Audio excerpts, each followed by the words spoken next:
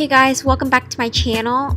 If you didn't already realize, I went to Korea a few months ago for plastic surgery. I documented the entire thing because I want to share my experience with others. This will be the first video out of 3 that I'm gonna post. So I hope that you guys find this video helpful.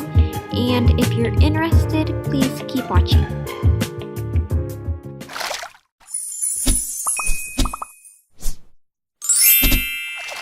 First, let me tell you guys a little bit about DocFinder Korea if you haven't heard of them already. Basically, they're a medical tourism agency that provides various services for foreign clients. These services include translation, hotel reservation, hospital and doctor information, medical advice, and assistance with aftercare. All the services I mentioned are completely free, and the prices will be the same even if you go to the hospital without DocFinder Korea. But I think it would be better to go with DocFinder Korea because with them, you'll also be able to receive a better discount. So if you're interested in DocFinder Korea, I've listed their contact information on the screen. They'll be able to provide information like price estimates, clinic information, and surgery recommendations. Feel free to contact me if you have any questions concerning my experience with them or anything else.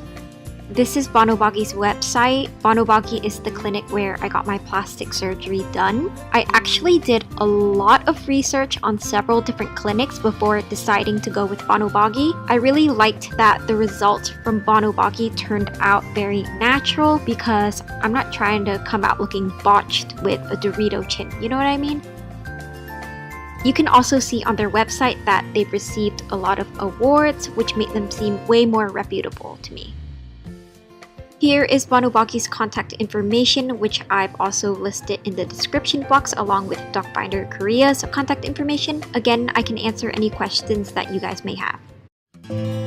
So obviously the flight was really long and tiring, but thankfully DocFinder Korea and Banobagi had already arranged for someone to pick us up at the airport because I know that once we landed in Seoul, I was hella jet lagged, and I was just really glad that we didn't have to wait for anyone because once we got to the airport, the driver was waiting for us and he took us directly to the Banobagi guest house. Oh, and the weather was actually really bad that day. It started raining. I just didn't film that part. But yeah, I think it caused us to take a longer time to get to the guest house because we got there like really late. So this is the entrance of the Banobagi guest house, and the guest house is actually a 30-second walk at most from the clinic because they're literally right next to each other. So it's a very, very convenient place to stay for patients. Also, the bathrooms and showers are shared, but they're very clean. And this is basically the room that I lived in while I recovered. Here you have all your bare necessities, a wardrobe, a single adjustable bed, a flat screen TV, which is a necessity in my book. And at the time, my sister and I really wished that there was a double room that we could have stayed in together or something, because during recovery, being alone was really depressing, so we actually went to each other's rooms a lot. And the next morning we had our consultations. I actually want to mention something real quick. Another service that DocFinder Korea provides is escorting you to your appointments. So even though the guest house was right next to the clinic, whenever we had an appointment, Anna from DocFinder would text us like, oh, I'll pick you guys up at blah blah time, and then she would come to the guest house and walk with us to the clinic. Banobagi also has their own skincare line, and it's kind of funny because at first I thought their sheet masks were for injections or something because there's a needle on the packaging. Before meeting with the doctors, I briefly discussed what I wanted to get done with one of the coordinators. I basically told her that I wanted a smaller, sharper looking face, ptosis correction, breast augmentation, and lip fillers. First, I met with Dr. O, who would be doing my facial contouring, and I expressed 2 concerns of mine to him due to my face shape. 1, it made me look more masculine. 2, it made me look like a baby face. So that's why at first I was like, I want to look older. And they were all like, girl, no one wants to look old. You mean more mature. And I was like, okay, yeah, mature. So I was like, I want a sharper looking, more feline shaped face. And they're like, we got you. And then Dr. O was like, you also have a very short looking chin. And I was like, I agree. So he suggested bone grafting, which is when the bone that they shave off your jaw, they take it and they attach it to the bottom of your chin, resulting in a longer chin. So yeah, he said that would make me look more feminine and more mature. And I was like, great.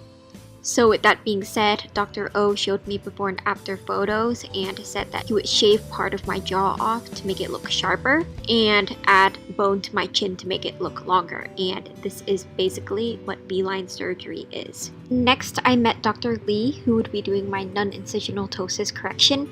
He looked at my eyes and told me that my eyes were actually different shapes and that he could try to make them look more congruent with non-incisional ptosis correction, which is more suitable for younger patients and actually looks more natural than the incisional method. So before we met with Dr. Barn, who would be performing the breast augmentation, the nurses showed me and my sister the breast implants so we could get a feel for the size. So maybe I think you are quite, like a short and quite skinny, right? So I think, it's better to try this size first. Shall we? What size is that? This is 250 cc. Normally it's gonna be B, full B size. Do you wanna try? Do you want to Yes. try too? Like This is on me will 250 cc. 275 cc. So this is full B and this is on you it will look like full B.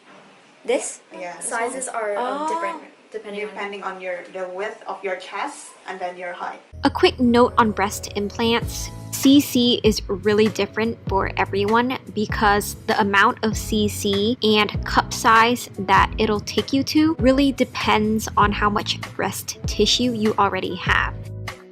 And then I met with Dr. Barn. He advised for me to get 265cc implants, which would take me to somewhere around a full B. He said that he would be using Motiva implants. Now, I know a lot of people know only of 2 sorts of implants that are traditionally used, which are silicone and saline. However, Dr. Barn explained that Motiva is a newer type of implant that has the benefits of both silicone and saline implants.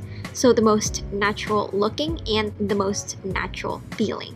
Motiva implants are teardrop shaped when you're standing and round when you're lying down. And this is because they mimic natural breasts which follow the direction of gravity. So Motiva implants are basically the best type of implants, but they're also the most expensive. Now, I do want to mention that on surgery day, I told Dr. Barn that I wanted to get 295cc instead of 265 because I decided that I actually wanted to go to a lower C cup instead. I mean, go big or go home, right? Dr. Barn really wants the results to look natural, so he told me that he would try to fit that much in if it wasn't too much, and he did manage to get 295cc in. So fast forward to surgery day. I did get all of my surgeries done on the same day, and I know some people will think that's super scary, but the reason I did that is because I didn't want to go under general anesthesia more than once, which is even more dangerous. So for the facial contouring and breast augmentation surgery, I was under the same general anesthesia, and I did not wake up between those 2 surgeries. Anyways, before going into the operating room, I met up with Dr. Lee again since I would be getting the ptosis correction first. He just explained the process of non-incisional ptosis correction and told me that I would be under local anesthesia, which basically meant that I wouldn't be completely knocked out because he would need to wake me up during the surgery to check my eyes, but he assured me that I wouldn't feel any pain regardless. So after that, I just washed my face because I had leftover makeup on. And this is basically me walking into the operating room. If you would like to see my recovery and before and after, please wait for my next video. I'll also include the process of getting lip fillers in that video. But yeah, thank you for watching, guys. I know this video was a bit boring. It's just the consultations, nothing exciting. Next video will be better, I promise. But yeah, I know I haven't been posting anything either. I'm sorry about that. Just really busy and I'm just lazy. I'm sorry. I'll try to post more, but don't forget to like, comment, and subscribe. And if you have any questions concerning my plastic surgery experience, feel free to ask them down below. 다신 꾸지 못하는 너무 기분 좋은 꿈 나는 네가 꼭 그런 것 같은데 종일 아른거리는 너무 기분 좋은 꿈 그게 바로